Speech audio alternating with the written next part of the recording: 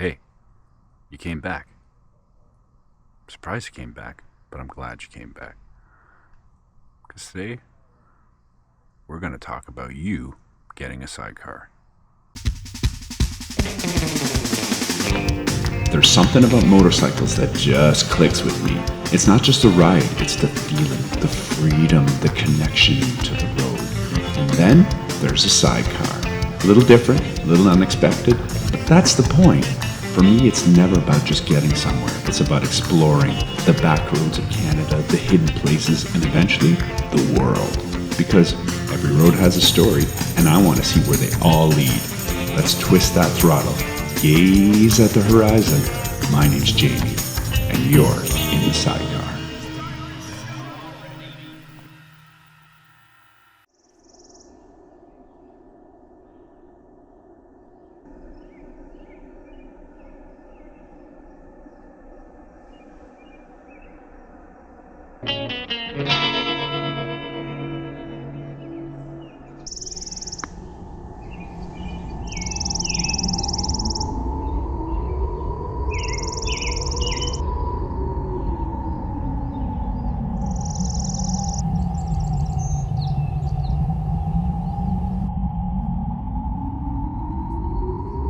This is it. I'm finally doing the video.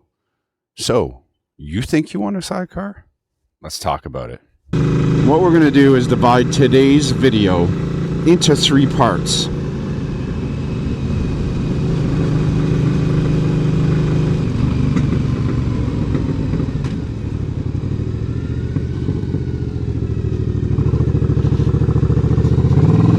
That video of 3 parts will be: what is a sidecar? How does a sidecar work? And who is a sidecar for? And that who might be you, and it might not be, surprisingly.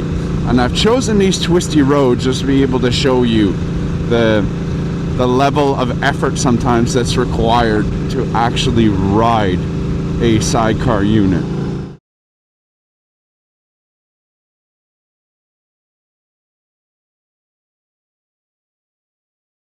To be or not to be?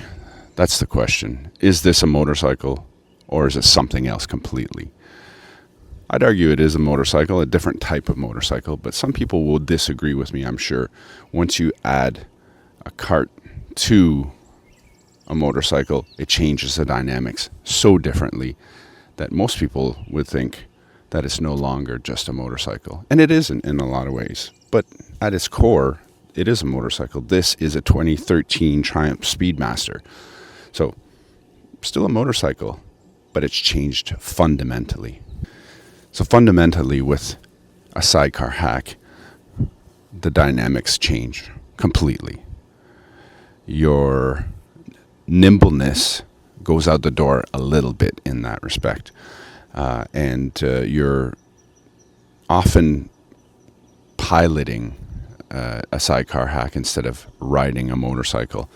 So the dynamics there are a little bit more like a car almost, where when you're leaning in with a motorcycle in corners or just around the corner and you're using counter steering, with a sidecar hack, you're actually moving the handles completely when you're turning either way.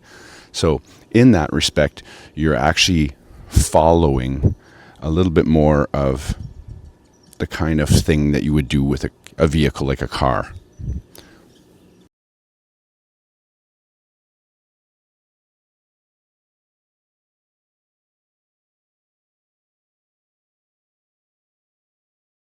Because the dynamics changes so radically when you're actually using a sidecar, your riding experience is very different too. Not only are you going to be going slower, like just get that out of the way right now. Yeah. Not only are you going to be going slower because you've got a hack on there, everything is much heavier. So you're going to be going slower. That's one thing you've got to take into account. But also, you've got to think of the actual physics of the sidecar. If you're researching about getting into sidecars, you probably know that turning left, you can turn really sharp on the left, and really no issues there. When you're turning right, there is a little bit of a difference. Depending on how you take the right, it'll change the physics of the bike to the point where the sidecar will lift off the ground if you don't have a ballast or a passenger, or sometimes even if you do have them, it might lift a little bit. So there is that to take into consideration. So when you're cornering, when you're new at this, it's probably a good idea to go a little bit slower around those corners and make sure that you're not flying the cart too much. Though you should get used to the sensation of flying the cart, because it is part of riding a sidecar hack. So putting aside the whole is a sidecar a motorcycle debate, I feel it is. Some might disagree. And we've talked a little bit already about how the physics of the sidecar changed, but watch as I go in the corner here. I don't have a ballast on purpose, and I'm leaning into this one a little bit more. What I'm trying to do is put my weight into the other side so that the weight that I'm missing in the sidecar is compensated for. If I didn't, as I turn to the right hand side, that sidecar might lift up slightly. It's not anything to panic about. It's something that as a sidecarista you should probably get used to. And it's a completely normal part of it. Some people show off and they do it a little bit more. I don't like to do that as much because of, if it affects my motorcycle in any way. I'm not a big fan of that. So look at these beautiful mountains. Well, mountains, hills, I don't know, the fog on them. I just want to talk to you about the how with the sidecar, because it leads into, is the sidecar right for you? Now, if you're thinking about getting a sidecar, I really do recommend that you subscribe to this channel, because you'll get all kinds of fun sidecar news, and where I'm going to do 3 parts on whether a sidecar is right for you. This is the first part. We'll also be looking at, should you be changing your existing motorcycle into a sidecar hack? Look at this. And also living with a sidecar and what that's like.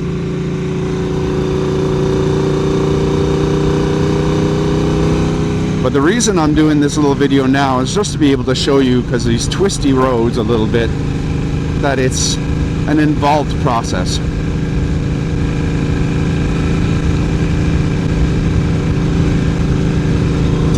So as I'm turning to the left, I lean into it a little bit more in that respect, just because the force of these handlebars is very strong. And so I'm putting my weight into it so I can help pull it. Now, when I have a passenger in that seat, the dynamics are even greater, so that the strength I need to actually be able to turn goes up by like maybe 25%, let's say. Maybe a little bit more, depending.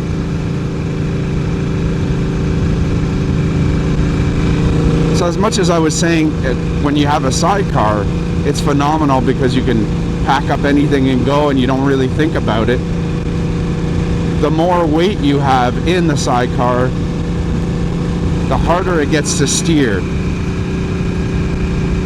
Now, if you're doing long road trips like I like to do, and if you follow this channel, you know that I like to hit the road quite a lot. That could be really exhausting. Upper body strength, lower body strength is required to do this. Now, maybe some sidecaristas are not as involved as I am, and they don't get as physical. but I find that it works for me, especially if I'm doing a marathon and not a sprint. It helps me, let's just get around this corner, it helps me to manage that weight. And I'm not a little guy either. So it's, if you're doing a marathon and a long ride, you find techniques that help you. Now, if I had a passenger, admittedly going around the right-hand side, I wouldn't worry so much about that cart flying. So I might lean a little bit more on the right when I'm turning on those right corners. But even when I have a passenger, the passenger gets involved sometimes. You've got them leaning towards the outside. It's not like sidecar races where they're kind of like all up on your business. But you know, the passenger can get involved, and it's a lot of fun for them to lean into things. They feel like they're making a difference, and they do in some respect. Look at this. I'm going to slow down a bit. Beautiful. I love it when the fog goes on the lake like that. Really cool effect. Hey, how you doing? Beautiful. No wonder that guy was taking a picture.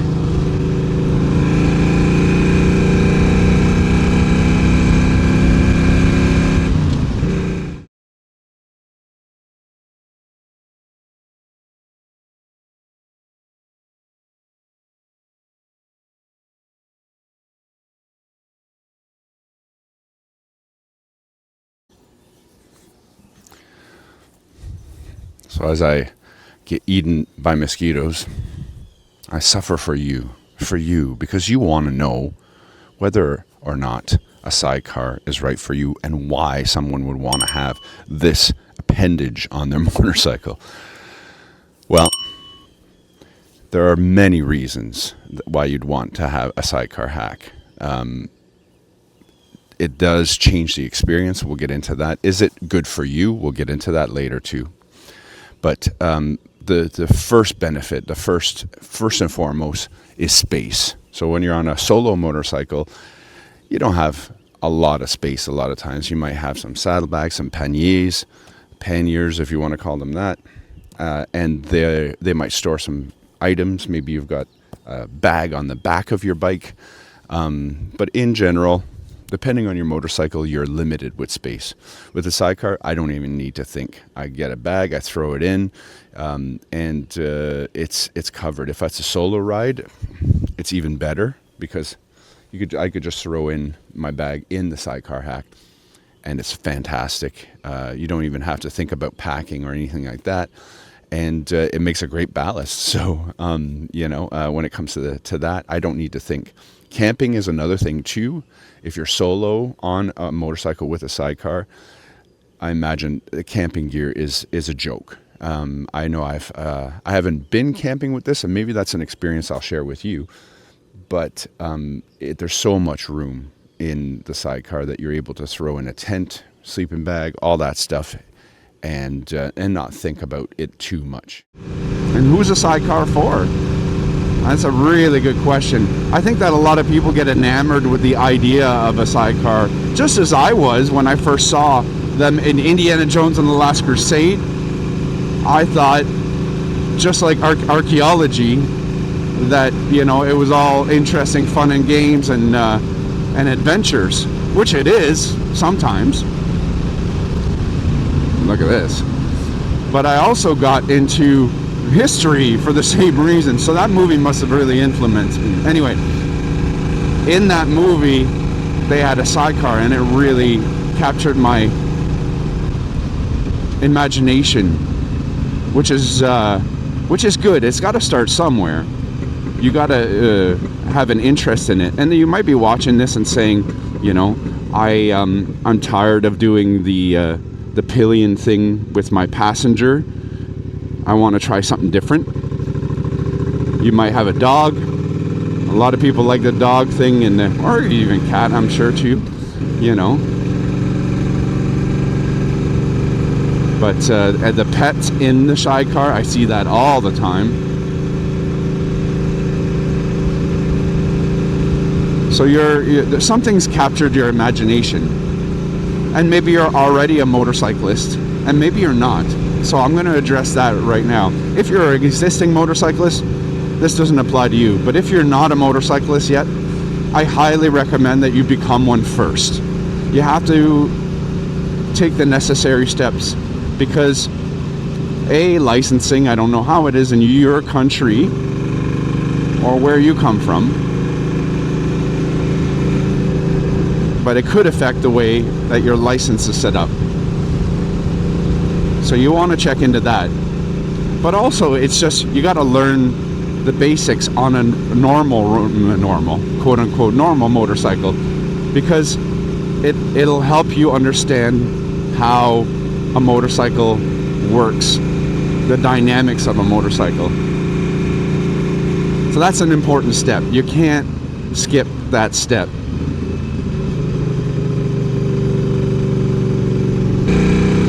So next you say, oh, Jamie, I'm already an existing motorcyclist and I'd like to make that conversion, whether it's a, your passenger or your pet that you want to put in the sidecar, which is fantastic. And we'll do another video on whether or not you can convert your motorcycle into a sidecar, as I did, or you're just straight up buying something like a Ural, which is already pre-done and it's made to be a sidecar. Either way, there are many ways that you can go about doing that. Now, the whole reason that I've been showing you this is to show you that it's not as simple. Oh, this guy's got a wide load here. It's not as simple as it looks. You'll get a lot of people that are very, very, very, very misinformed that will talk about how a sidecar is good for someone with a disability. Now, depending on what your disability is, it could be a mental disability, PTSD, that kind of thing. I'm not talking about that. I'm talking about a physical disability. Now, the whole thing with this is that it's very involved. You can see I'm going around the corners. If I want to do a good job, I'm leaning into those corners. I'm exerting a lot of pressure into the handlebars. I'm making sure that I can handle those corners, that I can do it. Because if you can't, you're going to be going in another lane. You're going to be struggling to keep this thing on the road because it's heavy. It's a heavy unit, and it doesn't matter which sidecar. This is a fiberglass sidecar, so it's lighter. So it's a bit easier to truck around, which is great. But if you get something like a Ural, that's completely steel, and it's heavy. Sidecars are heavy. Exerting the force that's required to be able to move this unit around is a lot.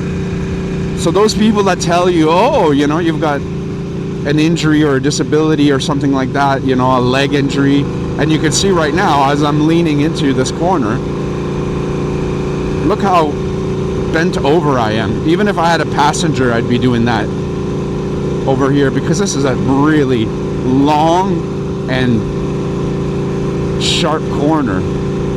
And then right into the next one. By the time I'm done a ride on my sidecar, I'm exhausted, and especially if it's 6-7 hour ride, which I enjoy so much. I'm pretty pooped at the end. I'm sore. If I'm doing a multi-day ride, I have to take into account that I'm going to be really tired as I go. It's an ab workout. It's a leg workout. It's upper body, shoulder, and arm workout, big time. I think that's where I feel it probably the most. And then abs and legs afterwards. So this is a very involved thing to do. You can't just kind of ride it and it steers itself, and doesn't.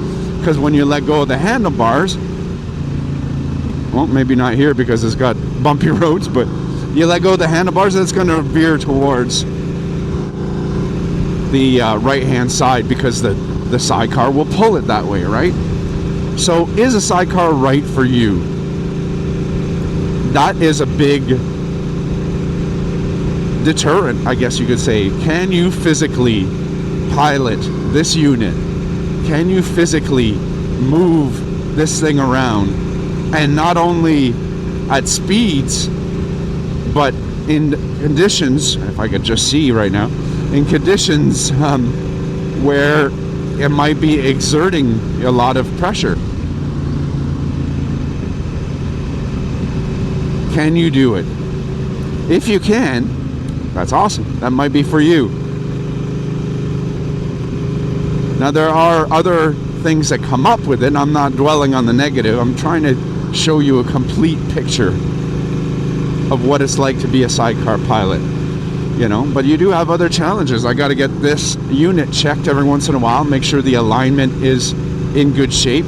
I do that at OVC, Old Vintage Cranks, in Acton, Ontario. They're fantastic. If you're looking to convert a motorcycle, wait for my video. We'll chat about it. And then I recommend you go see them if you're in the area. But that being said, I got to get this checked every once in a while. Make sure everything's in alignment. Make sure that nothing's out of place. We've got little markers on all the brackets, on all the harness, to make sure that, you know, if something moved, we'll see. But, you know, it's another thing, and that's very niche. This is a niche channel, I know, but this is a niche thing that I'm doing, and not everybody wants to deal with that. So part of the whole challenge too will be service. Getting your motorcycle service is probably not an issue, but getting a sidecar unit service is different. So, do you have the strength to do this? Do you have, whoa, look at that deer. First, do you have the strength? Do you have the capabilities? Maybe you're a mechanic yourself and you can handle it. Or do you have some sort of shop that can handle sidecars in your area? Yes, you know, if you're checking those boxes and you're more towards, yes, I can handle doing sidecars, then maybe this is right for you. Now the advantages, I've already talked about, you know, the whole packing thing, and that you don't have to think about anything, which is fantastic. But another advantage is just the longevity of your season can get a little bit longer, and it depends where you live, obviously. You know, I'm in Canada, so the seasons usually end in October, give or take. Sometimes you get lucky, you go in November. But with a sidecar, depending on the type of sidecar you have, and I don't do it with this one because I don't feel like messing her up too much. But, you know, if you have a Ural, you could go a little bit longer into the season, and, you know, even with a little bit of the snow on the ground. So that's an advantage that a normal motorcycle doesn't necessarily have, depending where you are too, and on the laws in your area. Hell, you could even, you know, go all winter if you wanted to, if you're suited up properly. You see a lot of people that do trips in the Yukon and in Alaska on Urals, and they're fully heated gear. It's kind of like a Ski-Doo, right? So, or a snowmobile for those of you who don't know. So, all these boxes are checked. Is it right for you? You've got options, as I mentioned. You can either retrofit one of your motorcycles to have a hack, and we'll talk about that in a different video where I'll go over that a little bit. I got some advice from Mike at Old Vintage Cranks on that, OVC. He has some advice for you, so that'll be in an upcoming video. Or maybe you want to buy a pre-owned Ural Legacy. Now those Ural Legacy units, they're not sure if they're still making them, so we're not We're not 100% on whether that's coming back, but there are the Ural Neo, depending on your area. I think it's supposed to come out later this year. Those are 500cc liquid-cooled units from what I hear, so maybe a little bit more cosmopolitan, you know, a little bit more urban than the old Urals. But that is yet to be seen. So there are existing units that have sidecars installed, or you can have a sidecar installed on your thing. And part of your education will be to get accustomed to the whole sidecar hack. Now, I started off slow. I started off on a Ural Legacy. I did drills. I think I've got some video of that. So I did drills that I would put cones in a parking lot and just get used to everything, because I was motorcycling for years at that point, but I really didn't know how this whole thing is going to work out with the sidecar and the dynamics of it. And they don't really give you lessons on sidecar piloting. They might in your area as a sort of a demo days kind of thing to show you how you pilot a sidecar. But it was just, at first it was just making sure that I understood the dynamics of things. And after a while I could see, you know, leaning into the corners if I don't have any weight in the sidecar is probably a good thing, as I just did just now. But baby steps. So I did that, got used to things, started riding in the city, taking corners, making sure that I could handle those corners. And then I started with a passenger. The dynamics are completely different when you have a passenger. A lot heavier. Things are more difficult to move around. But this is all doable, is what I'm trying to say. Do I recommend that if you have a disability that you ride a sidecar? Probably not. A physical disability. Reason I say that is not because it's trying to limit you. It's because this is a very involved motorcycle. Now I've never ridden a trike or a Can-Am Spider or anything like that, so I don't know how three wheels with two wheels at the back works dynamics wise. I don't know if it's more stable and it's less hard to pilot. So I'm only speaking for sidecars.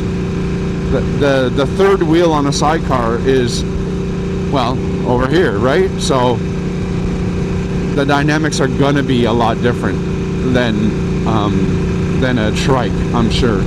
So maybe if you're looking to change things up because you've been injured, or you're just not, hold on here, you're just not what you used to be, then maybe something else would be a little bit better suited to you.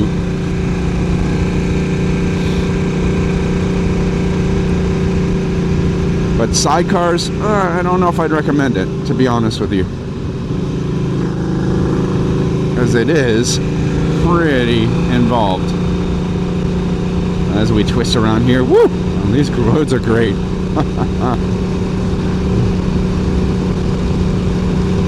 I've been so busy talking to you guys that I'm not enjoying this. So I'm going to take a second and enjoy this. So once again, if you enjoyed this video, like and subscribe. We're going to talk a little bit more about sidecars coming up. We'll go deep diving right into the lake. This lake right here. Look at this beautiful lake right here. No wonder people come here. Woo! Wow. Anyway, we're going to do more deep dives into sidecars. So if you're still on the fence, we're going to talk about it a little bit more. But for now, I'm just going to enjoy this ride. My name's Jamie, and you've been in the sidecar.